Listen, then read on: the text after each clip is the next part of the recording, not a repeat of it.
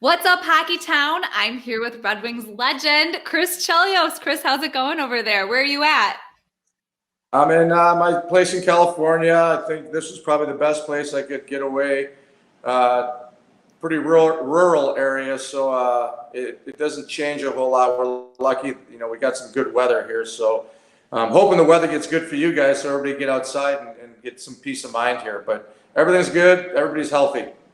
Yeah, definitely weird times going on right now. And during this time with the season pause, we are re-airing some of those old classic games that you played in a lot. So let's start and talk about your career. You were traded from the Chicago Blackhawks to join the back-to-back winning Detroit Red Wings at the end of the 98-99 season. What was that trade like for you? Well, it was like one of those days they talk about a boat. It was the best day of my life and the worst day of my life, combination-wise, just because I wasn't expecting, to get traded. I really did want to spend the rest of my career in Chicago because it was my hometown. But, things don't always work out, but it sure as heck worked out for the best for me, joining the Red Wings when I did in their heyday and the city and the fans from I'll guess I'll just flat out say it, how much they hated me before I got there, accepted me as one of theirs. And, you look back 20 years later, still a part of the people in the community there. And it's what a great run it was. And, like you mentioned, the Stanley Cups and the parades and the friendships I made over the course of my career and after my career in Detroit. Absolutely. And during that 98-99 season, in 10 games, you were able to tally a goal and an assist. Was it easy to mesh with your new team and your new teammates? Yeah, I mean, the fact that I was trying to carry the load in Chicago, it was nice at my age, coming in with a veteran team like Detroit. I just, assumed that role, not so much of a burden.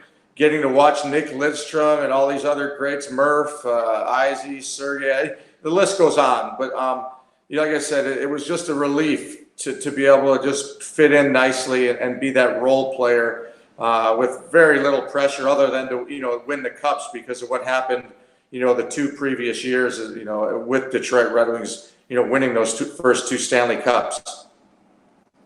And now fast forwarding to the 2001-2002 season, your team posted the league's best record with the addition of many other elite players from Dominik Hasek to Pavel Datsyuk. What dynamic happens to a locker room when you bring new players in? I mean, I guess you compare it to, they talk about dream teams, and like I think the NBA, when they put together that team, I think that was one of the first teams they called the dream team with Michael Jordan and all those great players for the Olympics.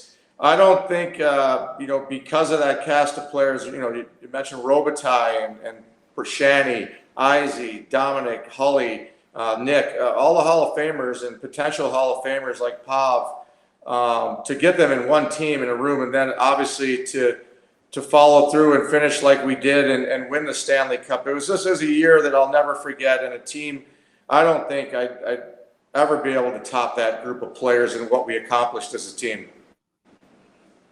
That's incredible. And in that season, the Red Wings made it to the Stanley Cup Finals, taking on the Carolina Hurricanes. This wasn't your first rodeo, but it was the first time you were going for the cup with a winged wheel on your sweater. What was that experience like?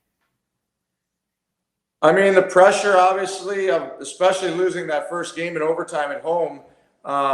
There's something to be said of choking. I guess I'll use that word. When the pressure's on, we were obviously, favored. But Carolina got to the finals for a reason. They were hot and had a lot of confidence. And when we lost that first game, all I could think was, Jesus, I can't let this happen. And, every game was tight.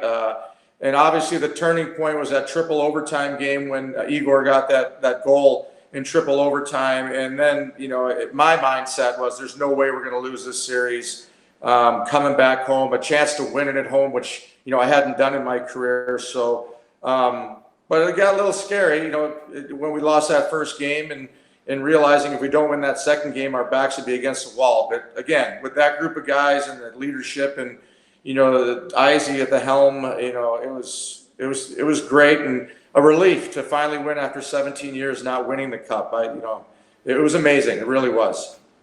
And beating the Hurricanes in 5 games, how glorifying was it to raise the Stanley Cup yet again?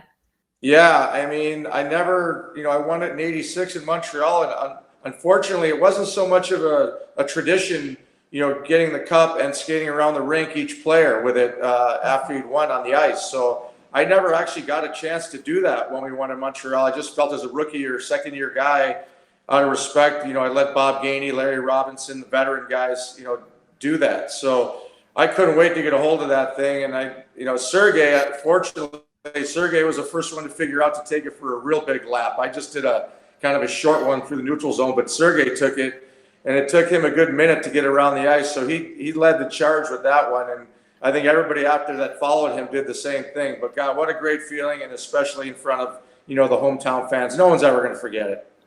We thank you so much for spending the time to talk to me today. Thank you, and I hope you and your family Yeah. stay happy and healthy during this time.